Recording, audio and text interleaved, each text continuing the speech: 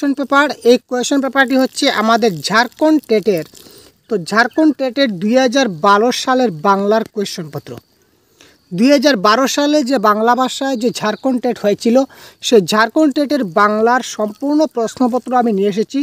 সুতরাং একদম লাইভ আপনারা দেখতে পাবেন যে কী ধরনের প্রশ্ন আপনাদের পরীক্ষায় এসেছিল এবং আপকামিং দিনে আপনারা কী ধরনের প্রিপারেশন করবেন। দেখুন, প্রথমে বলে রাখি, যেহেতু বাংলার কোনো নির্দিষ্ট সিলেবাস দেওয়া হয়নি, তাই এই প্রিভিয়াস ইয়ার কোয়েশ্চন দেখেই আমাদের অনুমান করতে হবে যে আপকামিং দিনে আমাদের যে ঝাড়খণ্ড টেট অনুষ্ঠিত হবে এখানে কী ধরনের প্রশ্ন আসবে। তো সেই প্রিভিয়াস ইয়ার কোয়েশ্চনটি আপনারা খুব ভালো করে শেষ পর্যন্ত দেখতে থাকুন এবং এই যে কোয়েশ্চন পেপারটির পিডিএফও আমি আপনাদের দিয়ে দেবো। তো কোথা থেকে পিডিএফ ডাউনলোড করবেন সবগুলো আমি ডিটেলসে বলবো এবং সঙ্গে আরও কিছু ইম্পর্টেন্ট কথা রয়েছে, সবগুলো আমি আপনাদের শেয়ার করব। তো এই যে কোয়েশ্চন পেপারটি হচ্ছে, এটা হচ্ছে আমাদের ক্লাস 6 to 8, ঠিক আছে, অর্থাৎ লেভেল 2।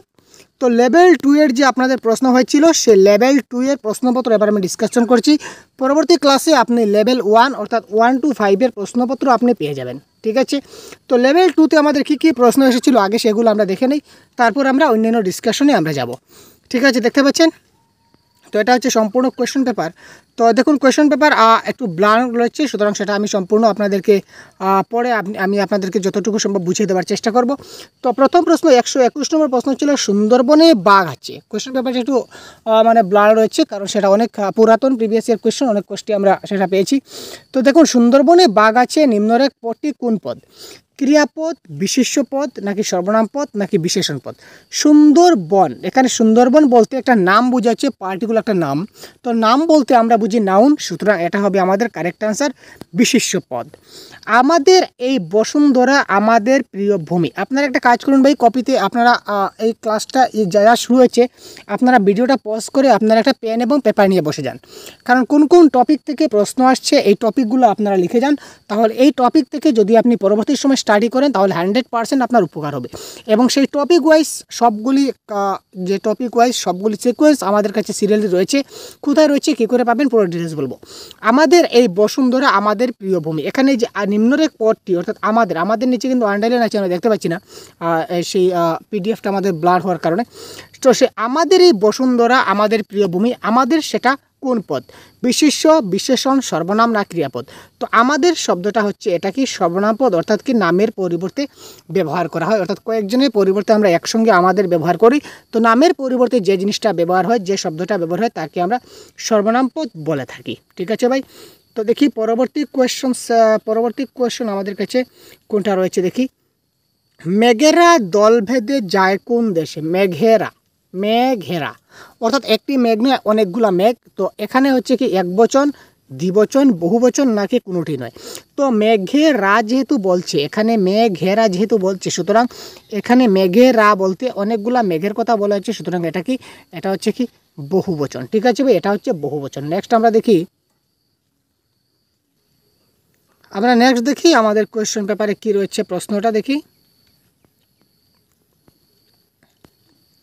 এই দেখুন, পরবর্তী প্রশ্ন আমাদের কোথায় রয়েছে ভাই? পরবর্তী প্রশ্ন রয়েছে আমাদের, আমরা একটু দেখে নেব।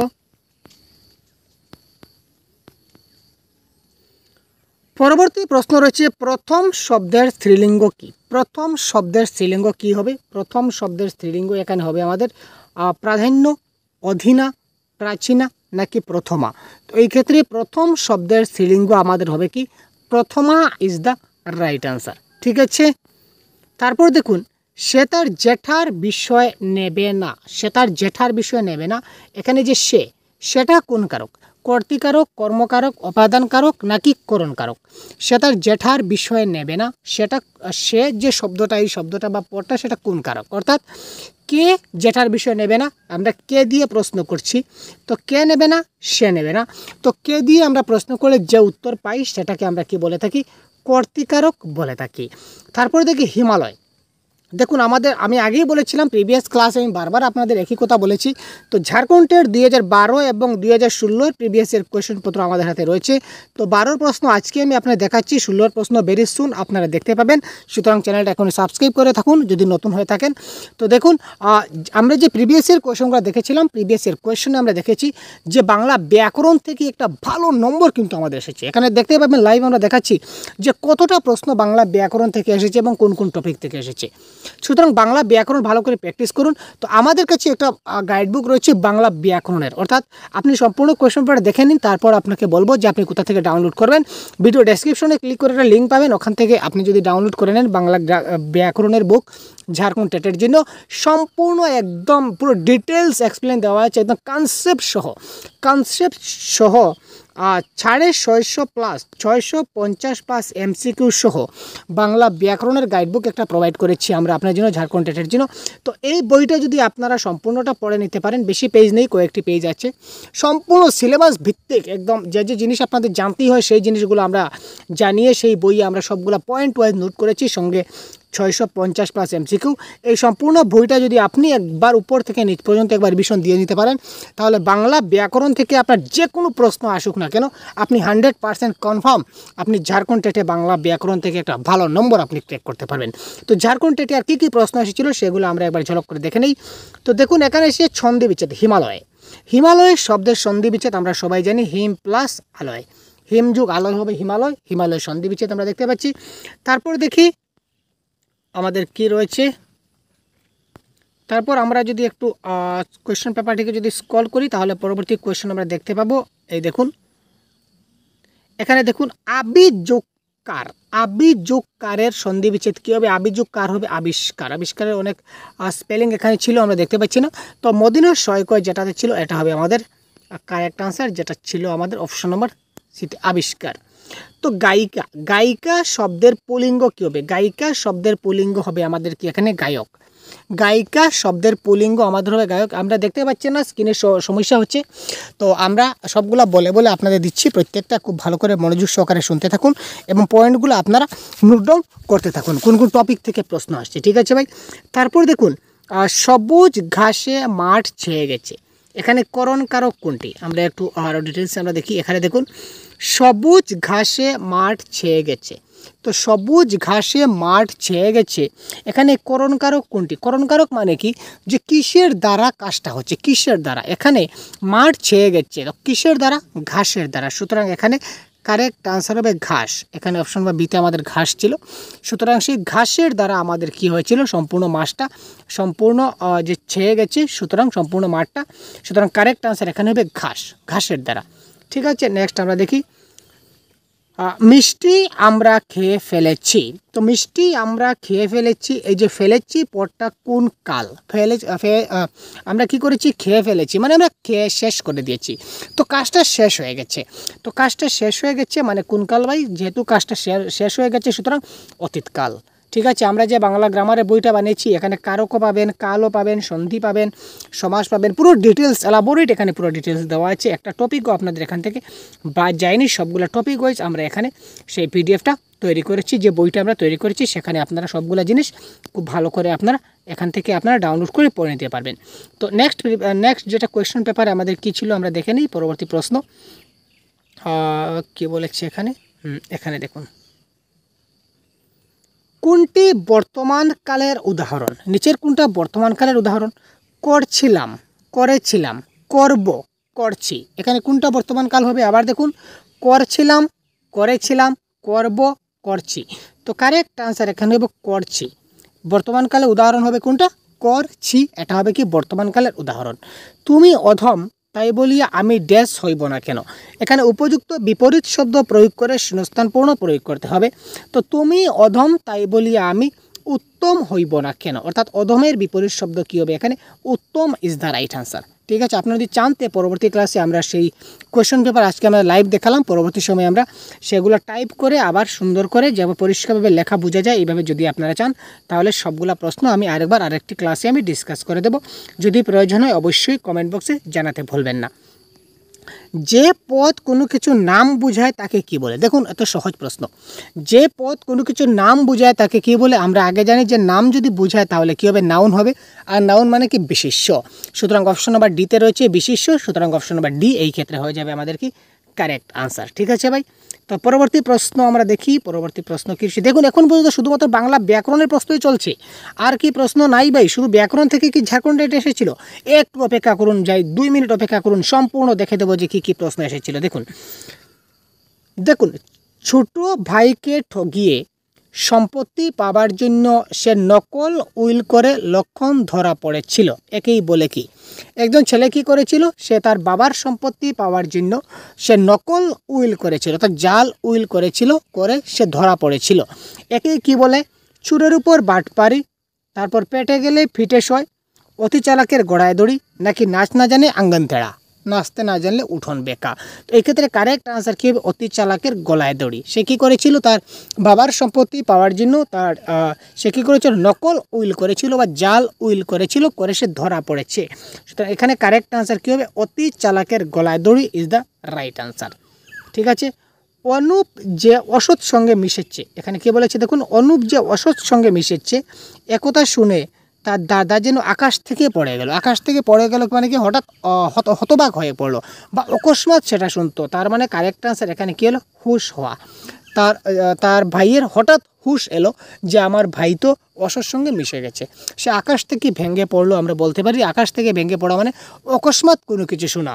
তো সেটা অ্যাকুরেট কারেক্ট আনসার এখানে হবে কি? According to option correct answer হবে কি এখানে? হুশ হওয়া। নেক্সট আমরা পরবর্তী প্রশ্ন দেখি। আমাদের পরবর্তী প্রশ্ন কি দিয়েছে ভাই?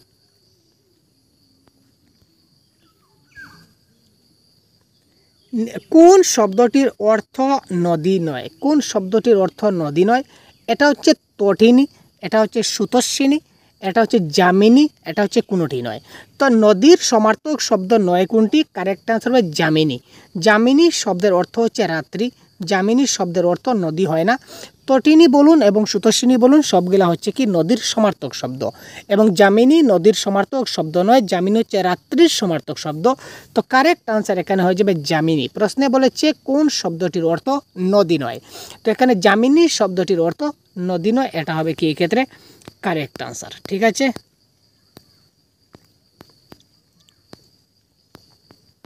তারপরের প্রশ্ন কোথায় রয়েছে? তারপরের প্রশ্ন আমরা দেখব, সূর্য এর প্রতিশব্দ কোনটি? পবন, শশী, তপন, তরু। সূর্যের প্রতিশব্দ 137-এ এসেছিল। আমাদের বাংলা ভাষায় প্রশ্ন আসবে 121 থেকে 150 পর্যন্ত। এই 30টি নম্বর আপনাদের বাংলা ভাষায় থাকবে। 121 থেকে 150 নম্বর, এই টোটাল 30টা প্রশ্ন আপনারা পাবেন।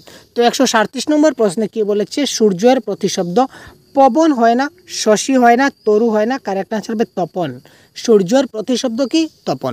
সুতরাং প্রতিশব্দ আপনাকে জানতে হবে, সন্ধি আপনাকে জানতে হবে, কারক জানতে হবে, এক কথায় প্রকাশ জানতে হবে। দেখুন, ঋণ আছে যার, তাকে এক কথায় আমরা কি বলবো? ঋণী বলবো, নাকি ধনী বলবো, নাকি গুণী বলবো, নাকি মানি বলবো? তো এখানে ঋণ আছে যার আমরা কি বলবো? তাকে বলবো আমরা ঋণী। যা ঋণ আছে তাকে বলবো আমরা ঋণী। নাই সহায় যাহার, অর্থাৎ নিঃসহায়, এটা কোন সমাসের উদাহরণ? দেখুন, সমাস থেকে আপনাদের প্রশ্ন আসছে, সমাস থেকে জানতে হবে।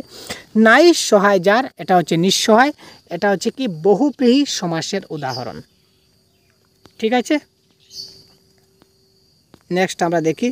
দেখুন, কোন কোন টপিক আপনাদের জানতে হবে, সেই সবগুলো টপিক সম্বন্ধে কিন্তু আপনার খুব ভালো করে জ্ঞান থাকা চাই। তারপর দেখুন, কুলের সমীপে। কুলের সমীপে মানে কি হবে? শূন্যস্থানের জন্য উপযুক্ত শব্দ নির্বাচন করুন। অর্থাৎ কুলের সমীপে মানে প্রতিকূল, সমকুল, নাকি কুলহার, নাকি উপকূল। তো কুলের সমীপে আমাদের কী হবে? উপকূল হবে। এটা হচ্ছে অব্যয়ীভাব সমাস। কুলের সমীপে উপকূল, এটা কোন সমাস হয়? অব্যয়ীভাব সমাস। তো সমাস নির্ণয়ের সঠিক পদ্ধতি একই পিডিএফে আপনারা পেয়ে যাবেন। তো এখনই ভিডিও ডেসক্রিপশনে ক্লিক করে এখানে মাত্র 49 আপনাদের পেমেন্ট করতে হবে। 49 পেমেন্ট করলে আপনারা এখান থেকে এই গ্রামারের সম্পূর্ণ পিডিএফটা আপনারা ডাউনলোড করতে পারবেন। তারপরেও যদি কোনো সমস্যা হয় তাহলে স্ক্রিনে আমি আপনার একটা হোয়াটসঅ্যাপ নাম্বার, আমাদের যেটা অফিসিয়াল হোয়াটসঅ্যাপ নাম্বার, আমি আপনাদের শো করে দিচ্ছি। তো এই অফিসিয়াল হোয়াটসঅ্যাপ নাম্বারে আপনারা যখন হোয়াটসঅ্যাপ করবেন তখন আপনাদেরকে আমরা পিডিএফটা দিয়ে দেবো, সে 49 টাকার বিনিময়ে। ঠিক আছে ভাই, 49 টাকার বিনিময়ে আমরা পিডিএফটা দিয়ে দেবো। এটা সম্পূর্ণ গাইড, বাংলা ভাষার গ্রামারের সম্পূর্ণ গাইড আপনারা এখান থেকে পেয়ে যাবেন। আপনার শুধু হোয়াটসঅ্যাপে লিখে দেবেন যে স্যার ঝাড়খণ্ড টেটের বাংলা গ্রামার চাই, বস আমরা দিয়ে দেবো। ঠিক আছে, কোনো সমস্যা নেই। তারপর দেখুন, 141 থেকে 146 পর্যন্ত একটা প্যাসেজ এসেছিল। ঠিক আছে, প্যাসেজে কী ছিল দেখি, আমরা একটু পড়ি। 52 বছর বয়সে ফিল্মে অভিনয় করার প্রস্তাব আনতে পারে এই পটলবাবু ভাবেনি। অর্থাৎ কি, পটলবাবু ফিল্মে অভিনয় করার প্রস্তাব আসে তার কত বছর বয়সে? কারেক্ট আনসার 52 বছর বয়সে। দেখুন এত সহজ পেশে এসেছে, সহজভাবে যদি আমরা বলতে পারি, খুব সহজ ইজি প্রশ্ন এসেছিল। তারপরের প্রশ্ন দেখি আমরা কি দিয়েছে। পরবর্তী প্রশ্ন,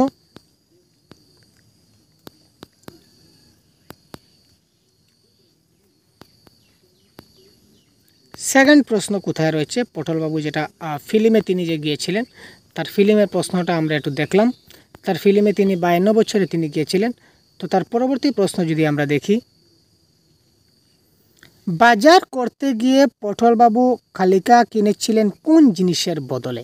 তো এটা কারেক্ট আনসার। আমরা যদি একটু প্যাসেজে যাই, তো প্যাসেজে গেলে আমরা এখানে দেখতে পাবো যে তিনি কি কিনেছিলেন। এখানে আমরা একটু দেখে নেই। তিনি ধানি লঙ্কা কিনেছিলেন কার বদলে, কালো জিরার বদলে। দেখুন একটু ঝাপসা হচ্ছে, যার কারণে পড়তে অসুবিধা হচ্ছে। যাই হোক, তো সে কালো জিরার পরিবর্তে তিনি ধানি লঙ্কা কিনেছিলেন। তো এখানে কারেক্ট আনসার আমাদের কি হয়ে যাবে, এখানে হয়ে যাবে আমাদের কালো জিরা ইজ দ্য রাইট আনসার। 52 বছরে পটলবাবু কোথায় অভিনয়ের প্রস্তাব আসে, এটা হচ্ছে ফিল্মে। আমরা যেটা প্যাসেজে দেখতে পেয়েছি, পুজো পার্বণ পাড়ার ক্লাবে পটলবাবু অভিনয় করতেন, নিয়মিত করতেন। এখানে ডাইরেক্ট প্যাসেজে লেখা আছে, আর ঝাপসা আছে তাই আপনি দেখাচ্ছি না। তিনি নিয়মিত সেখানে কি করতেন, অভিনয় করতেন। ঠিক আছে, তার পরবর্তী প্রশ্ন,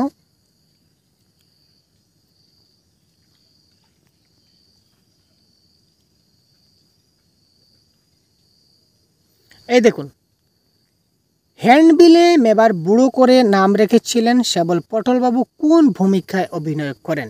তো পটলবাবু এখানে পরাশর ভূমিকায় অভিনয় করেছিলেন। পটলবাবু সেখানে পরাশর একটা ভূমিকা ছিল, এই ভূমিকায় তিনি অভিনয় করেছিলেন। তো পটলবাবুর পদবী ছিল রায়। এখানে ক্লিয়ারলি লেখা ছিল যে পটলবাবুর পদবী কী ছিল, পটলবাবুর পদবী রায় ছিল। এখানে ক্লিয়ারভাবে আমরা প্যাসেজে দেখতে পাচ্ছি। এই দেখুন পরাশরের ভূমিকায় তিনি কাজ করেছিলেন। এই দেখুন লেখা ছিল পরাশরের ভূমিকায়। তখন পরাশরের ভূমিকায় যখন তিনি কাজ করেছিলেন তখন তার নাম দেওয়া হয়েছিল শীতলাকান্ত রায় পটলবাবু। সুতরাং পটলবাবুর উপাধি কী ছিল, আর রায়। দেখতে পেলেন, আমরা একই লাইনে আমরা দুটি প্রশ্নের আনসার আমরা পেয়ে গেলাম। ঠিক আছে ভাই, তো এই দেখুন খুব সহজ একটা প্যাসেজ ছিল, যে প্যাসেজ থেকে আপনাদের কয়েকটি প্রশ্ন দিয়েছিল আপনাদের, এবং সর্বশেষে আপনাদের 147 থেকে 150 মানে 3টা প্রশ্ন দিয়েছিল একটা কবিতা থেকে। আবার আসিব ফিরে, যেটা কবিতা ছিল জীবনানন্দ দাশের, সেই জীবনানন্দ দাশের একটা কবিতা ছিল আবার আসিব ফিরে। তো সেই আবার আসিব ফিরে কবিতা থেকে 3টা প্রশ্ন দেওয়া হয়েছিল মাত্র। তো আবার আসিব ফিরে ধানসিঁড়ি নদীটির তীরে এই বাংলায় হয়তো মানুষ নয়, হয়তো বা শঙ্কচিল শালিকের বেশে, হয়তো ভোরের কাক হয়ে কার্তিকের নবান্নর দেশে, কুয়াশার বুকে বেশে একদিন আসিব এই কাঁঠাল ছায়ায়। এখানে কবি কোন নদী তীরে আসতে চেয়েছিলেন, কারেক্ট আনসার ধানসিঁড়ি নদীটির তীরে। ক্লিয়ার দেওয়া আছে, option Dhansiri is the right answer. ঠিক আছে, দেখতে পাচ্ছেন অনেক সহজ প্রশ্ন। তারপর দেখি, উপরোক্ত অংশে কোন পাখির গান শোনা যায়, হয়তো বা শঙ্কচিল শালিকের বেশে, অর্থাৎ শঙ্কচিলের কথা বলা হয়েছিল। ঠিক আছে, তো ভোরের কাক হয়ে তিনি কোন মাসে আসতে চেয়েছিলেন, ভোরের কাক হয়ে। ঠিক আছে, এই দেখুন হয়তো বা ওই দেখুন দেখা দেওয়া আছে, কী দেওয়া আছে, হয়তো মানুষ নয়, হয়তো শঙ্কচিল শালিকের বেশে। তিনি কোন পাখির বেশে আসবেন বলছিলেন, শঙ্কচিলের বেশে। Shankhachil is the right answer. ভোরের কাক হয়ে কার্তিকের নবান্নর দেশে, কোন মাসে তিনি ভোরের কাক হবেন, তিনি কার্তিক মাসের ভোরের কাক হবেন। এই দেখুন ভোরের কাক হয়ে তিনি নবান্নের দেশে আসবেন কোন মাসে, কার্তিক মাসের কথা এখানে বলা হয়েছিল। ঠিক আছে, এই ছিল আপনাদের সম্পূর্ণ যে প্রশ্নপত্র ছিল, এই সম্পূর্ণ প্রশ্নপত্র। তারপর দেখুন আরেকটা লাস্ট প্রশ্ন রয়েছে, নবান্নের দেশ বলতে কোন স্থানকে বোঝানো হয়েছে। তো নবান্নের দেশ বলতে এখানে অবিভক্ত বাংলাদেশকে বোঝানো হয়েছে। ঠিক আছে, এই দেখুন এখান থেকে আপনারা কবিতা থেকে পেলেন 3 নম্বর আমরা পেলাম কবিতা থেকে, আর প্যাসেজ থেকে আমরা কয়টি নম্বর পেলাম একবার জাস্ট আমরা দেখে নেই। প্যাসেজ থেকে আমরা কতটি নম্বর পেলাম আমরা একটু দেখে নেব এবার। এই দেখুন হালকা করে আমরা দেখে নিই, তারপর আমরা একটা অনুমান করতে পারবো যে আমাদেরকে কি পড়তে হবে। দেখুন আমরা প্যাসেজ কোথায় স্টার্ট হয়েছিল, 141 থেকে 146, তার মানে বলতে পারি 141 থেকে 150, অর্থাৎ এখানে টোটাল আমাদের যে 9টা প্রশ্ন ছিল, এই 9টা প্রশ্ন আমরা পেয়েছি প্যাসেজ এবং কবিতা থেকে। ঠিক আছে, আর বাকি 21টা প্রশ্ন আমরা পেয়েছি বাংলা ব্যাকরণ থেকে। ঠিক আছে। বাকি 21টা প্রশ্ন পেয়েছি আমরা ব্যাকরণ থেকে। তো এই হিসাবে যদি আমাদের এইবারের যদি ঝাড়খণ্ড টেটে যদি এই সিলেবাস যদি ফলো করে, যেহেতু কোনো অফিসিয়াল পার্টিকুলার বাংলা ভাষার জন্য কোনো সিলেবাস প্রকাশ করা হয়নি যে কোন টপিক থেকে আসবে, যদি আমরা এই হিসাব ফলো করি তাহলে এই বাংলা ব্যাকরণ আমি যে বইটা বানিয়েছি সেটা আপনার জন্য সে 21 নম্বরের 100% আপনারা এই বই থেকে পাবেন। 21-22 আপনারা এই একই বই থেকে আপনারা মাত্র একটি বই পড়ে আপনারা 21-22 আপনারা পাবেন, সেটা 100% কনফার্ম। বইটার রিভিউ আপনারা আমাদের ইউটিউব চ্যানেলে গিয়ে দেখে নেবেন। বইটিতে কী কী দেওয়া হচ্ছে আমরা সবগুলো ডিটেলস আমরা আলোচনা করেছি। যদি প্রয়োজন মনে করেন তাহলে ভিডিও ডেসক্রিপশনে দেওয়া হোয়াটসঅ্যাপ গ্রুপ আছে, গ্রুপে জয়েন করলে আমরা এই ক্লাসের সম্পূর্ণ কোয়েশ্চনের পিডিএফ আমরা এখানে দিয়ে দেবো। আপনারা এই কোয়েশ্চনটা আপনারা পিডিএফ আকারে পেয়ে যাবেন আমাদের হোয়াটসঅ্যাপ গ্রুপে, এবং ভিডিও ডেসক্রিপশনে লিঙ্ক থাকবে যেখান থেকে আপনারা এই ব্যাকরণের বইটা আপনারা কিনতে পারবেন। বা এই যে প্যাসেজগুলো দেখতে পাচ্ছেন বা কবিতাগুলো দেখতে পাচ্ছেন, অনেক প্যাসেজ অনেক কবিতা আছে, সেগুলো আপনারা নিয়ে সেগুলো আপনারা প্র্যাকটিস করতে পারেন। ঠিক আছে, ধন্যবাদ। পরবর্তী সময় আমরা পরবর্তী ক্লাস খুব শীঘ্রই আমরা নিয়ে আসবো।